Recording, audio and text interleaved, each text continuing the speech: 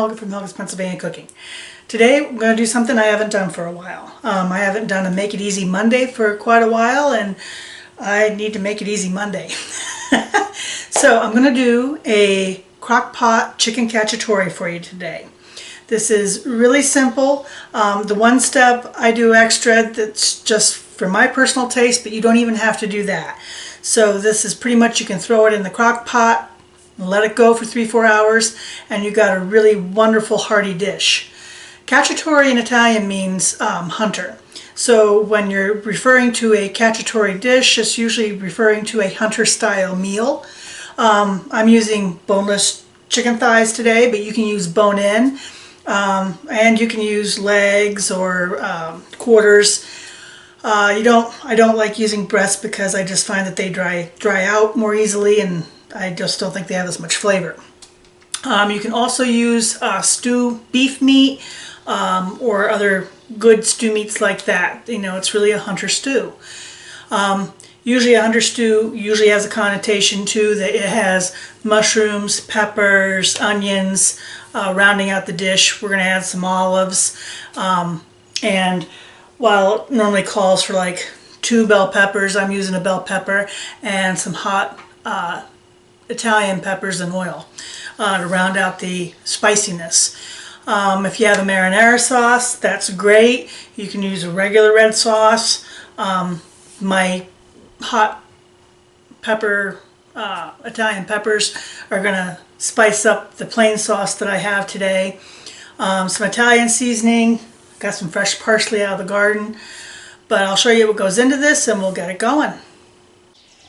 So I have 5 or 6 chicken thighs here, and the olives are going to go in near the end, but I have some salt, pepper, some olive oil.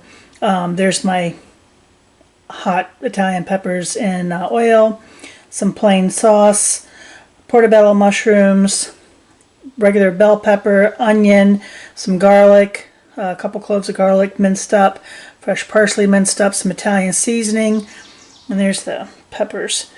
But anyhow, the step that I do extra is I'm going to brown these before I put them in the crock pot. You don't have to do that. I do that just because I really like that crispy browned taste to the fillets. I think it gives it a little more depth of flavor. But if you don't have the time, you don't have to, and it'll still turn out to be a really nice dish.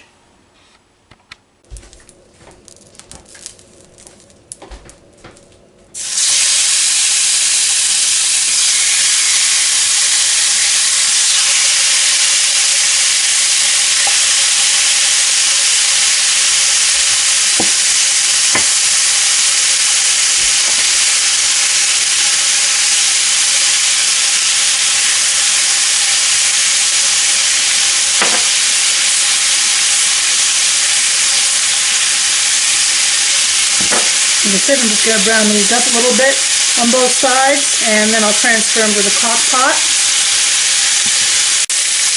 Now normally I would have the skin on these to brown these up, but when I got these last fall and packed them away, I didn't have the skin on all of them. But that's ideal if you're going to brown them up first. That skin gives it crisp up nice and gives a little extra flavor. But once again, it's not a big deal if you don't have it.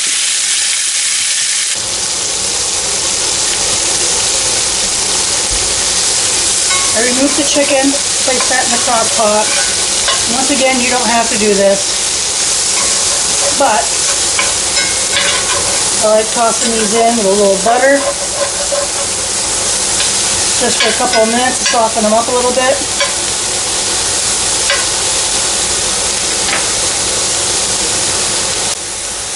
I toss these for just a couple minutes. I'm going to throw in the rest of my seasonings here.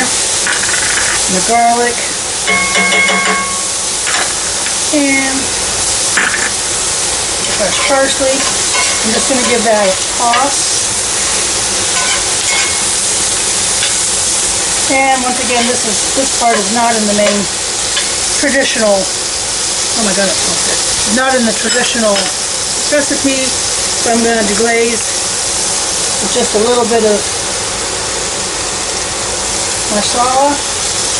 That'll release all the yummy chicken bits on the bottom. Give it a little depth of flavor. I'll let this cook another couple minutes. Get the alcohol bitterness out of it. Just leaving the flavor of the Marsala. And then I'm going to add this to the crock pot. And we'll add our sauce and get her going.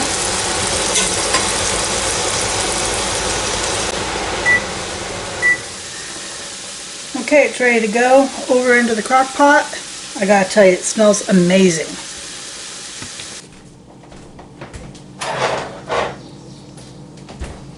And we're gonna just add in our goodies. This.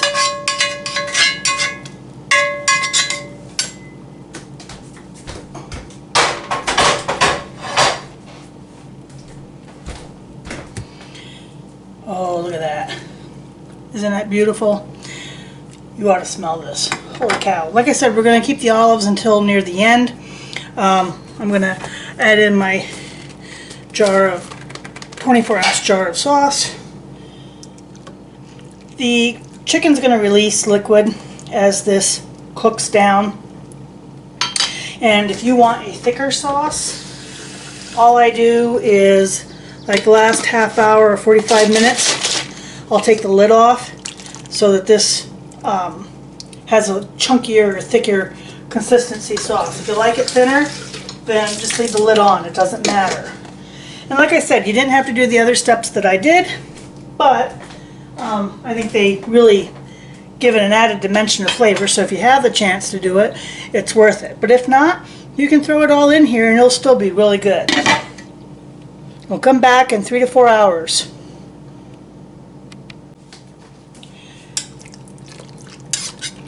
Let's toss. And we're going to cook this on high 3 to 4 hours, or on low 7 to 8. I'm about a half hour out. I have my pasta on and I've added my olives, and I'm going to put the lid back on and go for another half hour. And it's done. So I'm going to pull these out and we'll plate it, and then you know what comes next.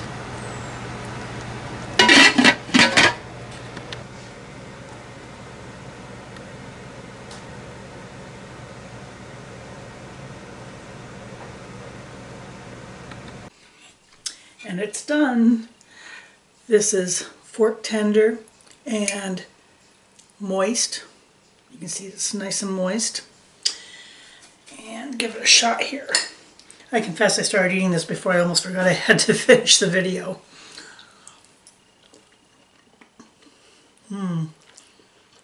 With the mushrooms. And the peppers. And adding those other peppers gave it a nice little heat to it. Not terrible, but spicy.